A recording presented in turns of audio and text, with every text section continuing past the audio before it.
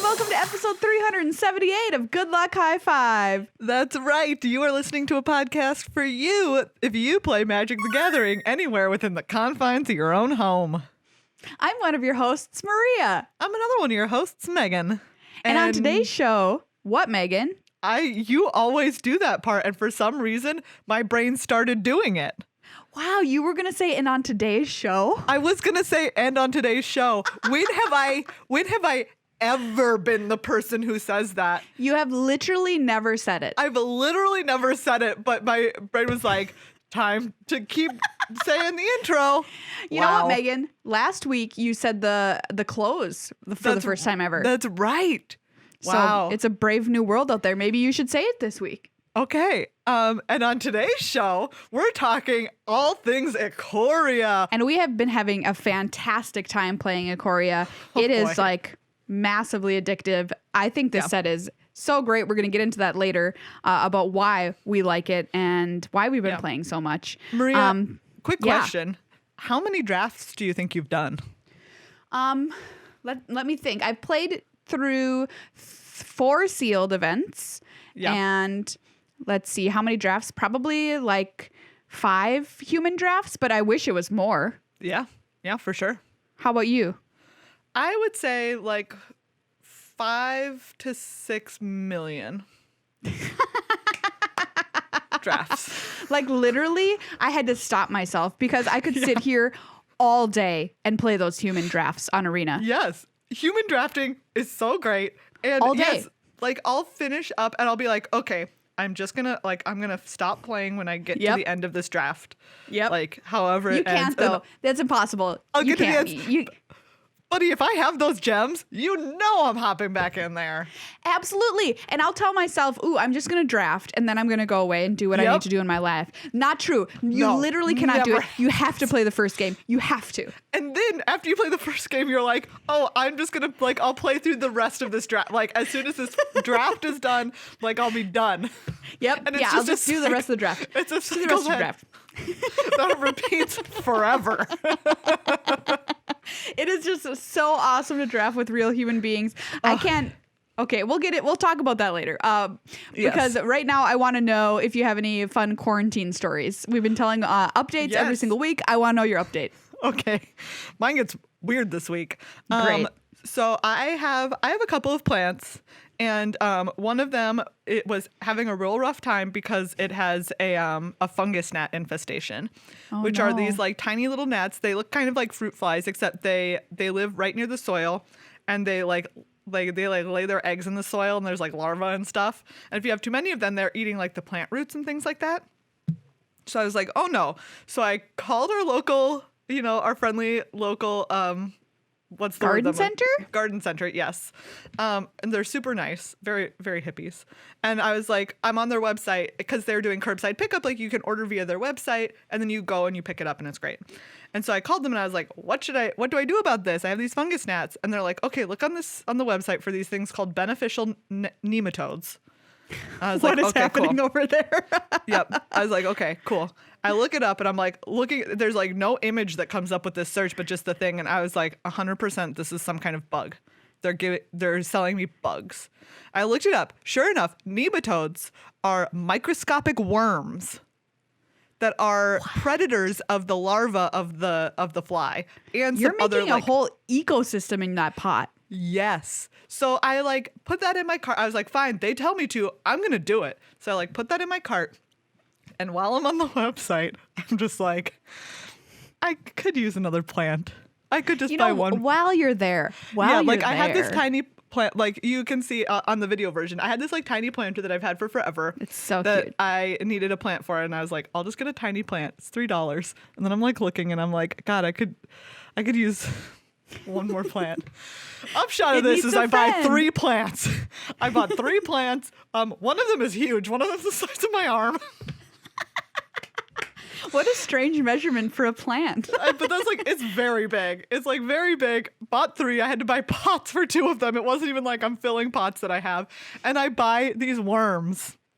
these microscopic worms, and they come in like, it's just this little plastic baggie, and there's a damp sponge inside, and the sponge is damp, and it has literally millions of microscopic worms on it. What? So what I had to do is you get a big old bucket of water, and I like cut the sponge in half because I didn't need the whole thing, and I like put it in the water and like wring it out to get all the worms from the sponge into the water, and then I watered my plants. Wow, that is wild. I think you're gonna have macroscopic worms. Like they're gonna grow big and they'll start climbing out of the pot Maria, and don't slithering even. into bed with you at night. Maria, no. I Googled so many times, can people like, do they get on people? The answer is no. They're like, they don't like people or pets. They like soil. But still, if like 2 months ago you were like, Megan, look at this snapshot of your life. It's going to be midnight. You're going to have a damp sponge full of millions of microscopic worms, and you're going to be rinsing them into a bucket so you can water your plants. I would have been like, who the are you talking about? Sorry, swears.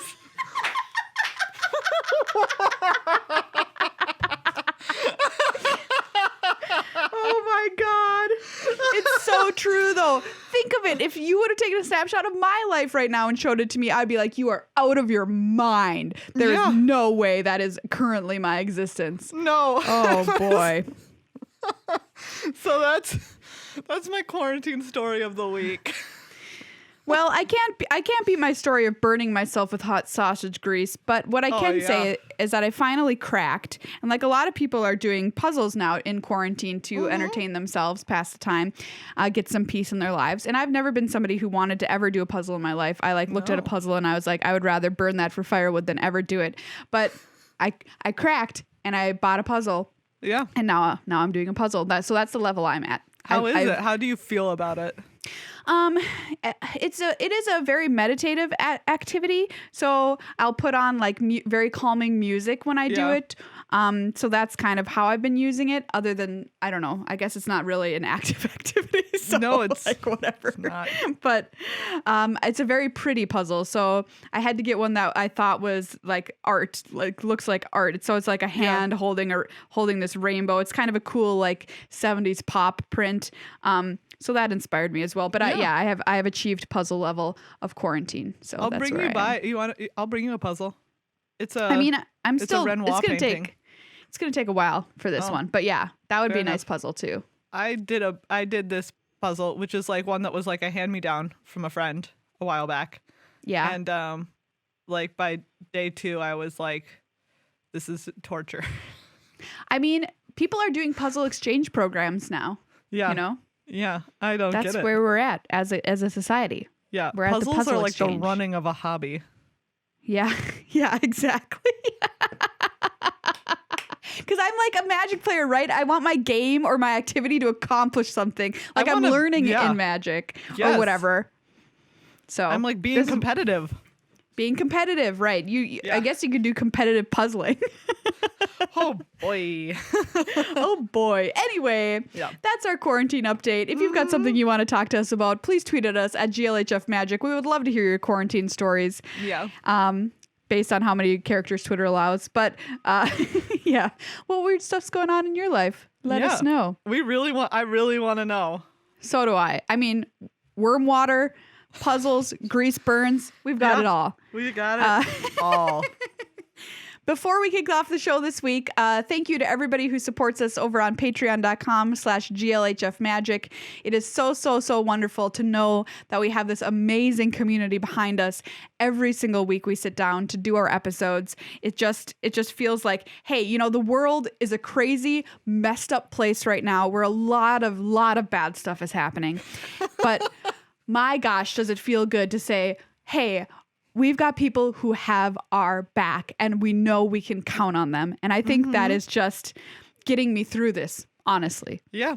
It is a huge thing. Like I get like emotional when I think about the fact that I'm like, of like all of the things going on in the world right now, like people are supporting us and it means so much.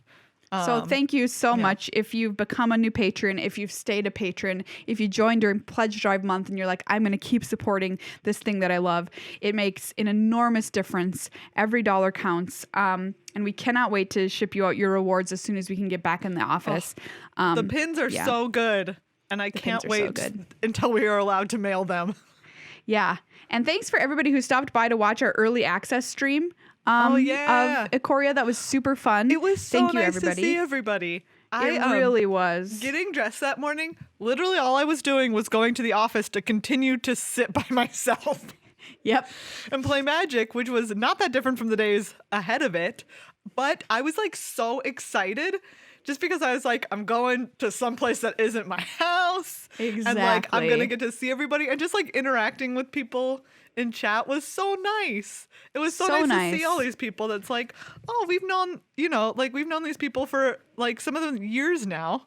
Yeah. And seen them in chat to just be like, oh, hey, we're all here. And everybody who tuned in to watch the post pre-release over on Loading Ready Run's Twitch channel. I had a great time with that. My partners were Kathleen and BDM, and BDM played the most BDM big monster deck I've ever seen in my life. But it was a super fun time. Yeah, I had such a good time.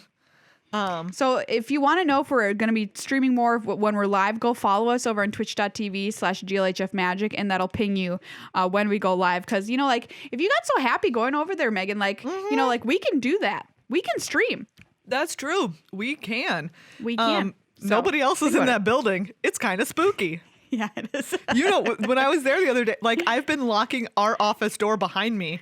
Just because there's nobody else in the building and it feels very eerie, and I'm like, I'm just gonna lock this. I don't know. Yeah, who knows what office ghosts are lurking? Like ghost hosts might be around, but we know ghost hosts, obviously. Yeah, exactly. But yeah, thank you everybody as well to our really wonderful sponsor, Card Kingdom. cardkingdom.com/GLHF. Great place to go for all of your Ikoria needs. They are still backed up a little bit on their shipping, but it's still a wonderful store to support. And order that stuff for when you are going to be able to get it, and when you are going to be able to go and see your friends and play with them in person again.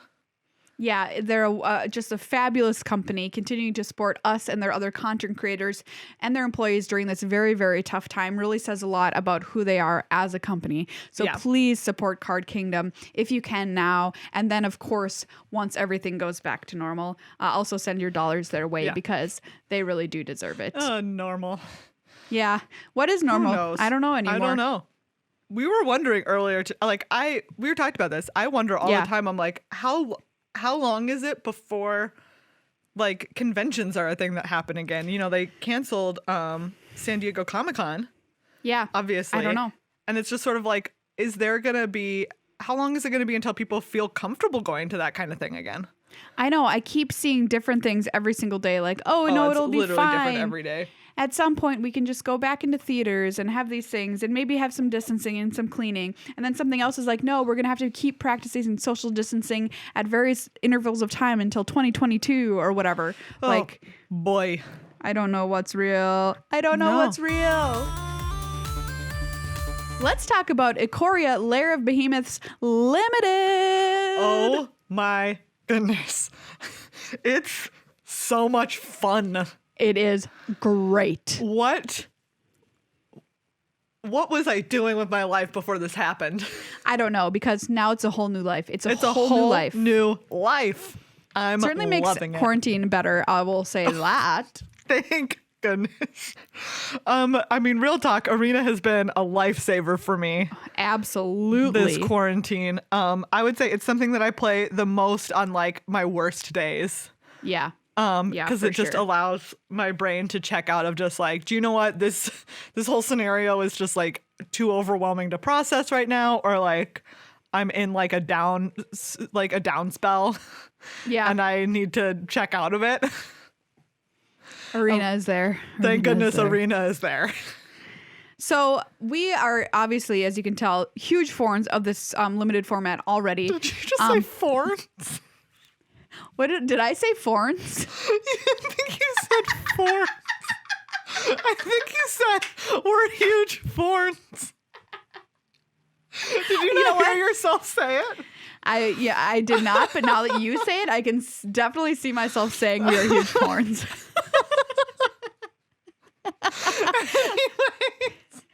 Huge fans of this format already. I mean, early days here, early days, anything can happen. But my question to you is, how much of it do you think is Ikoria just being an awesome format, and how much of it is the fact that we can draft with real human beings on Arena now? That's right. I said human beings. Yeah. Gosh, that's a really great question because it certainly is a mix of both, right? Yes. Yeah. Being able to draft with people I forgot. Like, I don't think my brain had processed how different of an experience it was with the bots. Like, obviously absolutely. You're doing it and you're like, I know that this feels different. But it's not. There's no way to describe exactly how different those two experiences are. It's just like when you're drafting with bots, they're bots. They're going to do the same things no matter how many different iterations of them we have or combinations or whatever. Yeah. So you tended to end up in similar decks because that's what the bots were kind of pushing you into, for lack of a better way of putting it. But in real life human draft, humans are impossible to predict. Yes. So I've gotten in there and just wild stuff has happened and I've been like, yes. Oh, it's so good. And I also do think that part of it is, I mean, the format is a ton of fun right now. Yeah, it is. And in part because each of the strategies feels so different.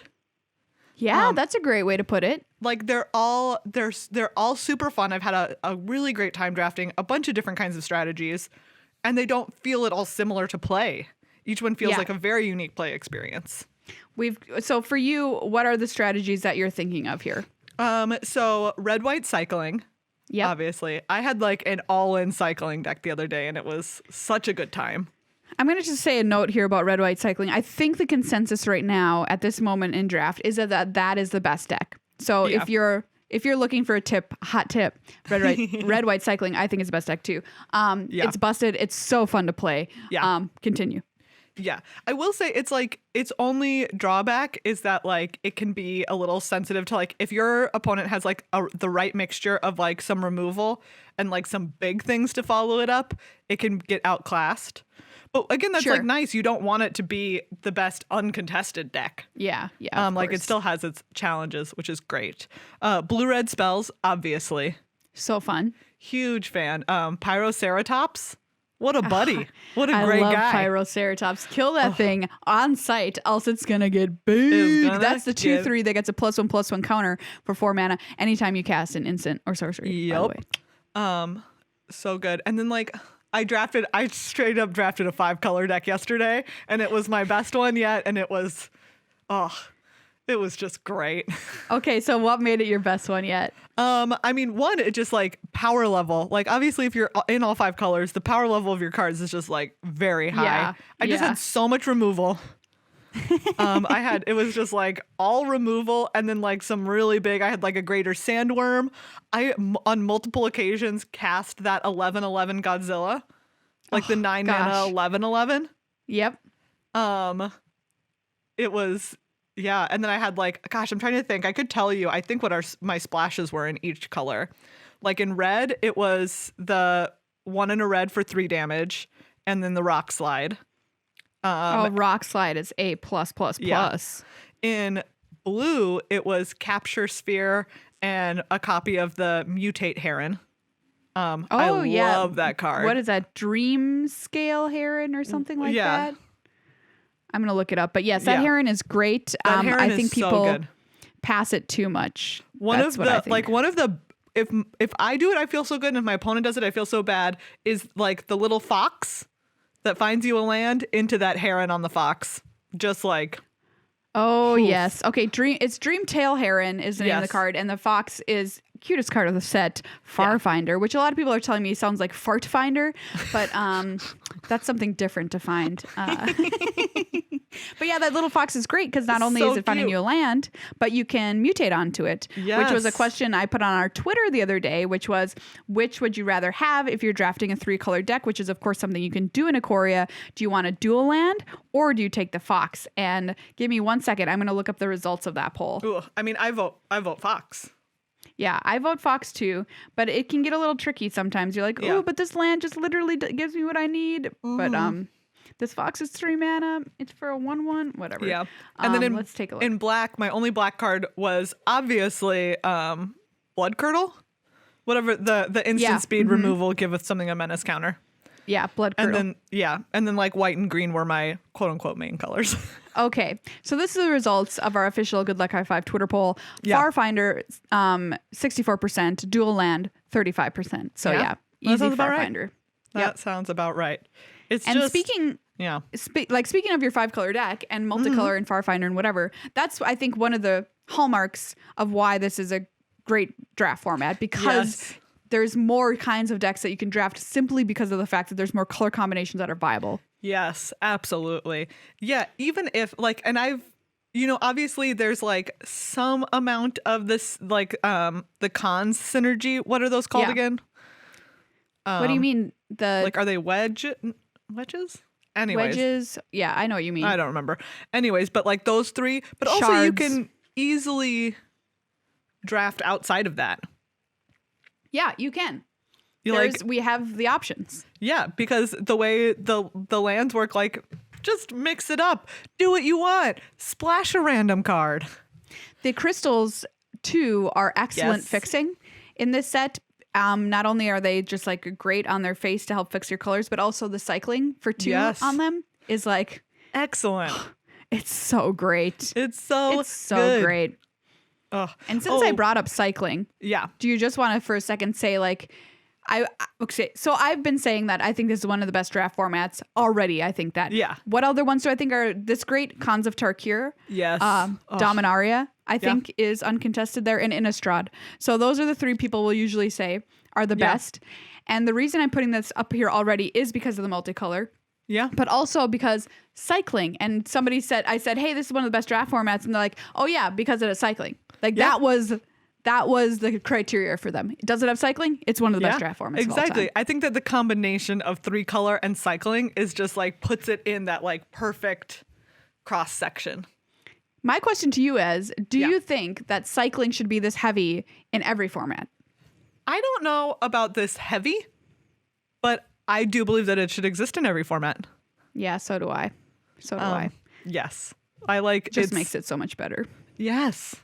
It's so good. And that doesn't mean this this format has a heavy cycling component where there are cards. Obviously there's a whole draft strategy that you can build around it. That doesn't mean that in the future, if cycling is in every set, that cards have to interact with it. It could just be this is a set and it happens to have some cards that have cycling in it. And you're incidental great. Cycling, I think is wonderful. Yeah. Who cares? Put it on a card. It just makes it better in any instance whatsoever. I'm trying to think of this green card here, which is the same as a card that we've seen in the past that goes and fetches you some lands out of your deck. Migration Path. Yes. What was the old name of it? Ooh. Anyway, I do not remember. It's the exact same as an old card. Yeah. It costs 4. You search your library for 2 basic land cards, put them on the battlefield tapped, then shuffle, but it has cycling 2. And so it's just strictly a million times better than that old card. Because you draw it and you have 6 lands and you're like, well, I don't need to go find 2. Yeah. But I would like to draw a different card. Something else that I love about this format is the availability of great removal at common. Yes. We've got it across all of the colors. Black has Blood Curdle. Black has Deadweight and other ways to remove smaller creatures. Mm-hmm. White's got Pacifism, and it's got that Blade. I was going to say the 4-mana instant that exiles. Yeah. Something with power 4 or greater, which there are many targets in this format. It's got Divine Arrow, which we've seen before, which is good, but Blade Banish, that's the one. That's so good. Blue has Capture Sphere, which will lock something down. Red has Rock Slide, which is incredible. And purple has, just kidding. Green has, I think green's version would be. It has like, there's like. Sorry, we're new with these card names, everybody. Please bear with us a little bit. Ram through. Uncommon, I thought. Ram through is common. Ram through is common? Yep. Oh. Yeah, so ram through is going to be green's version, which is a little bit tougher because you do need a creature, but it's excellent and it's only 2 mana. So you're right. The uncommon one that I'm thinking of is the one where you reveal a creature from your hand. Oh, yeah. Exactly. So the availability of all of these things at common, especially in a set with stuff like Mutate going on, is so clutch, and I think just makes a set that much better. Yeah. All right, Maria, question of the hour. How much do you mutate? Oh, this is the question. Yeah. It really, really is. Because there are drawbacks, obviously. Getting 2 for 1. Yeah. Is the benefit from the mutate worth it? And I think at the start of this set, like the day it came out, everybody was mutating all the time. Yes. It was like, whatever, mutate. And now people are like, wait a second, though.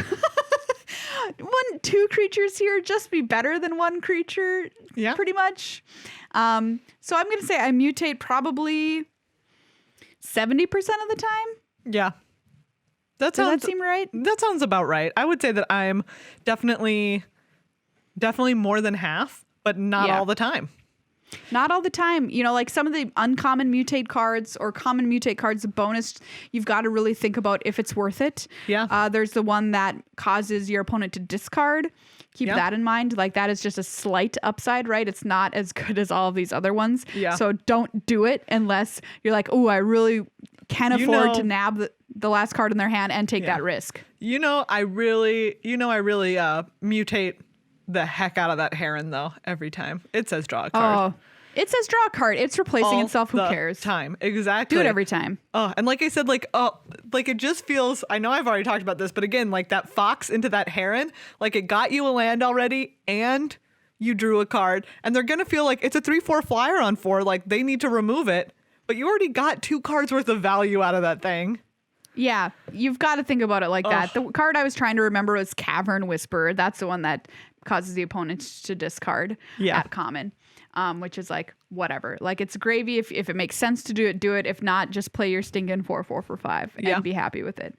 Yeah. Something else I wanted to point out about Mutate, if you haven't been playing this set a lot, is you've really got to prioritize cheap creatures that are not humans and put them in your deck if you're planning to mutate at all. So a card like Mained Serval is just a 1/4 for 1 and a white with Vigilance. The Vigilance will come in handy if you're playing green-white, by the way. But like that card is not good, right? But put it in your stinking deck because you are going to mutate onto it and you're going to need a target. So that's something to think about if you haven't thought about it yet.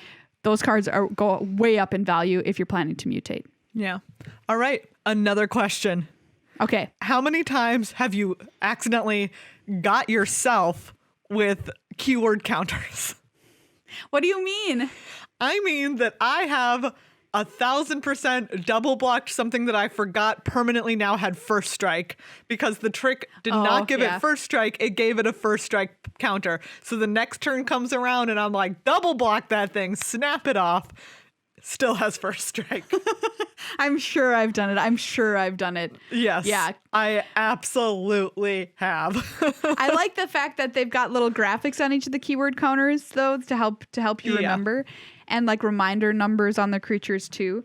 But yeah, please, this is a PSA. Yeah. Remember your keyword counters. Remember those keyword counters. I have made some really, really delightfully stupid mistakes.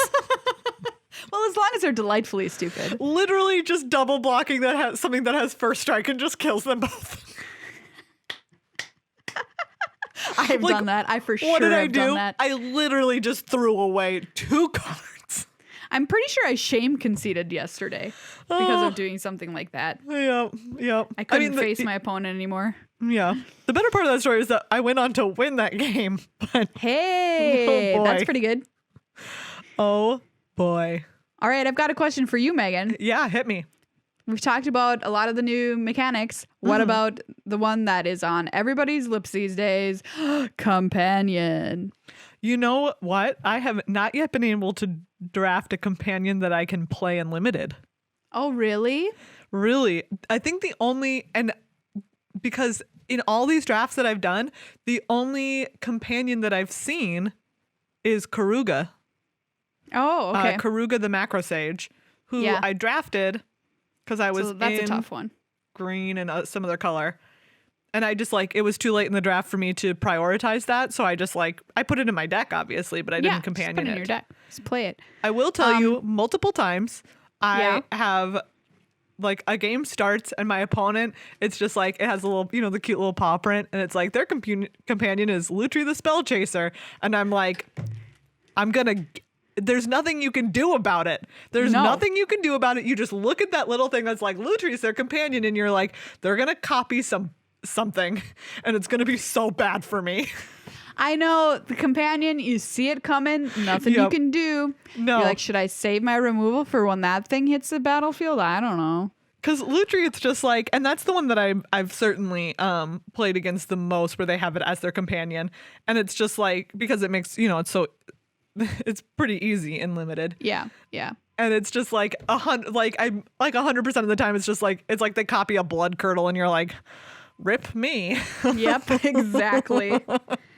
I've managed to play Gigantha as my companion a couple of times, which is the 5/5 Elky thing that all it said, the only restriction is you can't have cards with double color casting costs. So 5 green for Greater Sandworm, you can't put that in your deck, which is a very light restriction. And it's just so incredibly worth it to start the game with 8 cards.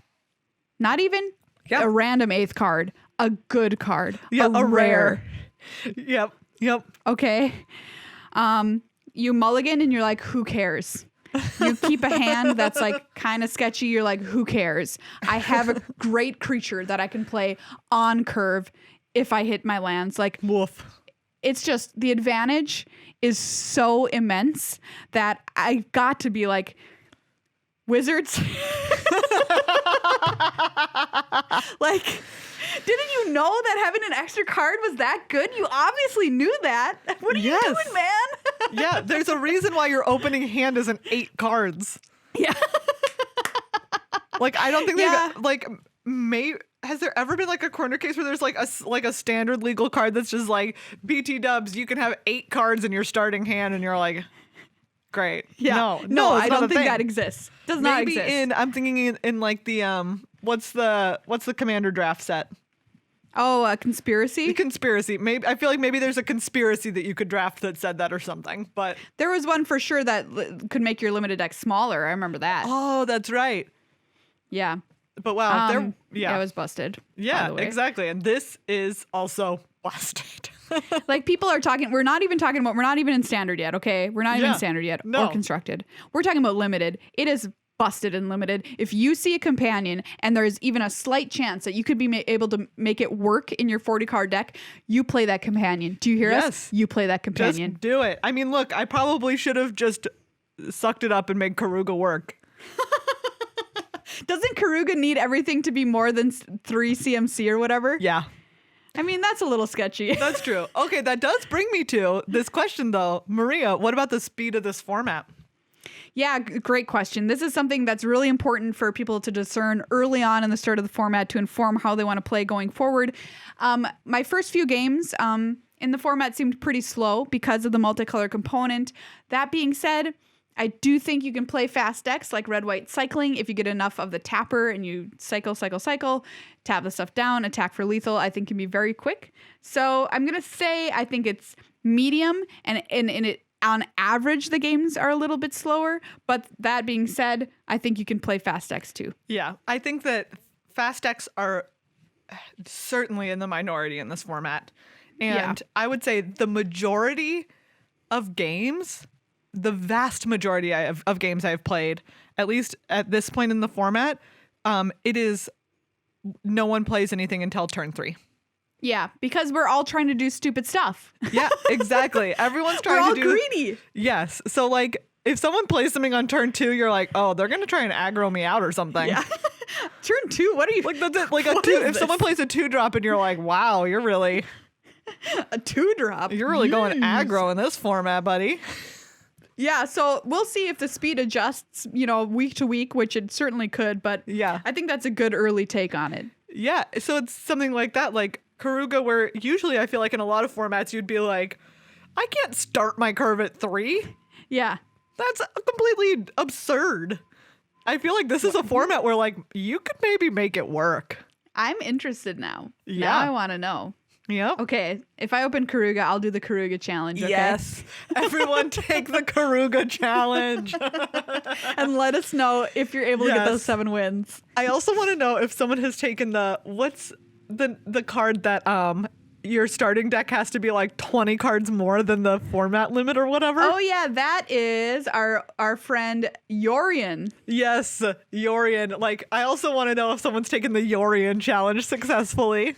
Brian David Marshall has taken the Yorian challenge. Of course he has. In sealed, and he said he didn't lose. He was like, I won out that event. So wow, I believe that.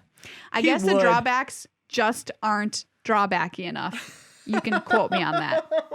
You can quote me on that very eloquent quote. Including, using the word drawbacky. Drawbacky. Yeah. Drawbacky. Like, I love the idea. Don't get me wrong. I'm so happy they're being creative and playing in this space and whatever. Mm-hmm. I'm all for it. But they're just too good. But oh wow. Wow. Wow. Maria, okay, Megan. Go ahead. I was gonna ask you, just like, give me your number 1 favorite deck you've drafted. Okay. My number 1 favorite deck was a sealed deck that I opened, and you all saw me play it on the pre-release event. If you that deck watched was that, busted.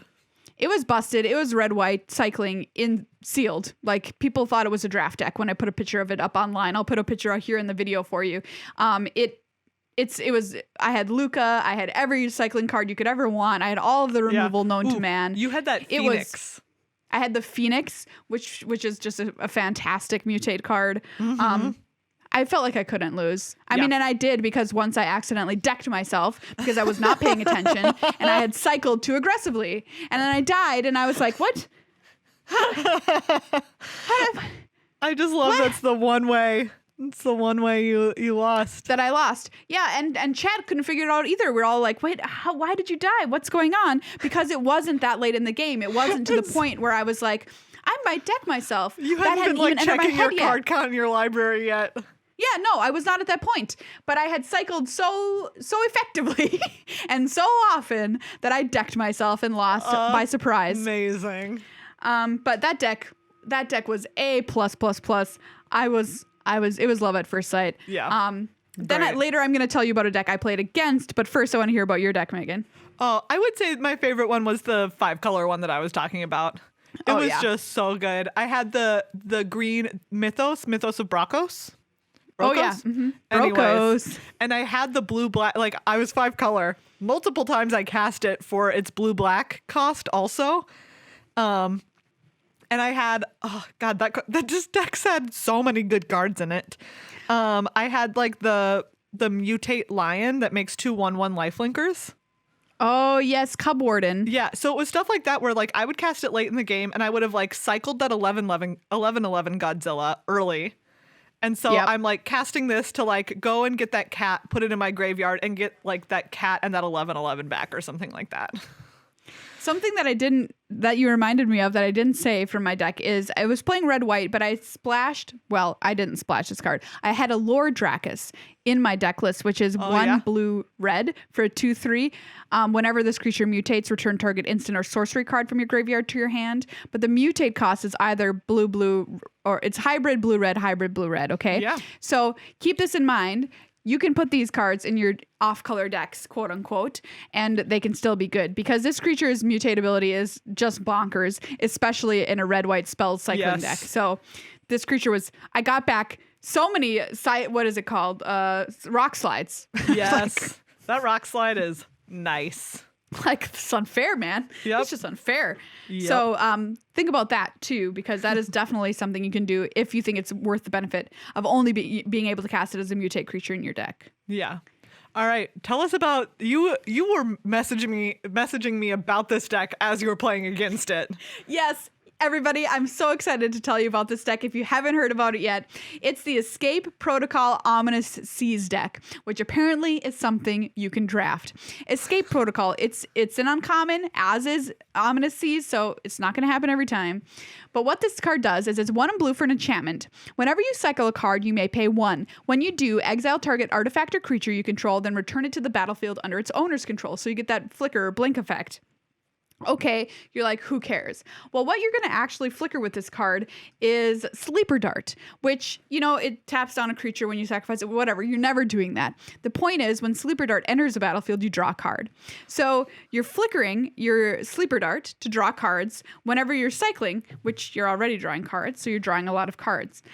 So I played against somebody that had 2 escape protocols. So every time this happened, they triggered it twice and were able to draw 3 cards. Then later in the game, they played Ominous Seas, which is another blue enchantment. It's 1 in a blue. Whenever you draw a card, put a foreshadow counter on Ominous Seas. Remove 8 foreshadow counters from Ominous Seas. Make an 8/8 blue Kraken creature token, okay? You already see where this is going. My hero. They made 2 8/8 tokens. It wasn't difficult. Every single card in their deck had cycling, pretty much. They played all these off-color cycling cards. Didn't matter because they were never going to cast them. They just were going to cycle with them. You got to be careful that you're not going to deck yourself, like I said. But it was so cool to watch this happen, and there was nothing I could do about it. I will say, so after you told me about this, I played against someone who played the Ominous Seas deck. Oh, really? Against me, yes. And they cast Ominous Seas early. And in the course of the game, they did make 2 8/8 Krakens. But you just kill them? I won that game because that was my 5-color deck that had so much removal. It had great. Yeah. I played against a version of the red-white cycling deck that I told you about, where they weren't being aggro with their creatures. They literally just had a bunch of the snare casters and were just tapping down my stuff so that I couldn't kill them. And then they tried to Zenith Flare my face for literally 16 or something like that. Zenith Flare, why are you able to hit players' faces? At my face. And luckily I was playing blue, so I had a counter spell for it. I countered it, but otherwise, I would have just, if you're not in blue, you just straight up die when your opponent is like, do you know what? I cycled 16 cards in the course of this game, and now I'm just going to, point it at your face. Here you go. Oh, Zenith Flare, why do you exist? Oh, so good. One quick thing I wanted to mention, too, is I want to give a shout out to my homies, the Mentor cycle. Oh, yeah. In Ikoria. I think this is a great cycle. For 3 really mana, you get a enjoy it. 1/3. They put a keyword counter on another non-human creature, and then you can pay a certain amount of mana, tap them to add +1/+1 counters to creatures that have that ability. So there's a menace one, there's a flying one, there's a vigilance one, there's a lifelink one. And a great trample cards. one in green. Yeah, the trample one to sink your mana into later in the game. I found these to be super reliable player role players in my decks. Hey everybody, that's this week's show. All limited, all the time. Next week we'll be back to talk about all the wild stuff going on in standard and other constructed formats because believe us, it is wild. It is. Honestly, we thought about talking about it this week, but I'm glad that we're pushing it a week because I want to say, we just need to see how things shake out a little bit. Because right now, it's when old-timey prospectors, oh no, put their little sieve through the stuff, and there's all the stuff in the top of the sieve. We need to shake some of it out and see what gold remains behind. Yeah, that was a long and weird metaphor. There's a lot of random river dirt in standard right There's now. a lot of random river dirt in there. Yes. It is the Wild West out there. And it deserves a lot of time to talk about it too, because there's a lot of cool things going on. Yes. And we want to give it the time it deserves to talk about it. So we'll do that next week. But lots of great limited chat today. And if you haven't had a chance to check out those real player drafts on Arena, we highly recommend them. You get it for free if you log on. So you get your free first one draft. for free. Go get your free draft. Get your free and draft. You get card styles every time you draft. Yeah. It's really I'm cool. Loving it. And also Yesterday, Megan, did you see the daily deal that was 500 gems for 400 gems? Yes, I was about to talk about that. But there was also, wasn't there one that was gold? Oh, was there a gold one? There was if a there gold was, one. I missed it. Oh, I did the gold one. Oh, okay. It was nice. But I definitely did the gem one yesterday. I was like, LOL. 500 gems for 400 gems. Yeah, it seems like a good deal. Good stuff. Seems like a good deal. I mean, look, I need it. I am proud to say that I have so far only spent $10. Hey, that's great. Yeah, and I've done a lot of drafts. This is the first time around that for the first time ever, I got the Mastery Pass because like randomly at the top of this season, I had a lot of gems. And I was like, I've never done it. I have no pets and I'm so lonely. Like, I'm just going to do it. And I don't know how. A cat. Yeah, I don't know how I feel about it. The cat or what? No, I like the cat. Pass. I like the cat beast. I don't know how I feel about the rest of it.